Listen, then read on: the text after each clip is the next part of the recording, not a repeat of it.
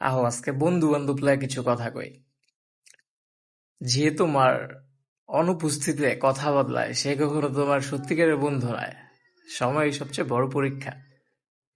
স্বার্থের বন্ধুত্ব ফুলের মতো, শুধু বসন্তেই ফোটে, কিন্তু সংকটে যে পাশে থাকে সেই আসল গাছের শিকড়।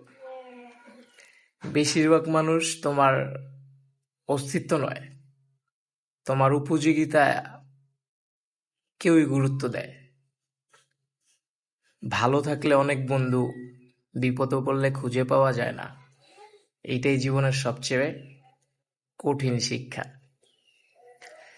কাউকে বেশি মূল্য দিও না যতক্ষণ না সে প্রমাণ করেছে যে সে তা পাওয়ার যোগ্য। স্বার্থপর মানুষরা তোমার রক্ত চুষে নিবে, কিন্তু পিপাসা মেটানোর পরেই প্রথমেই তোমাকে ছুঁড়ে ফেলে দিবে।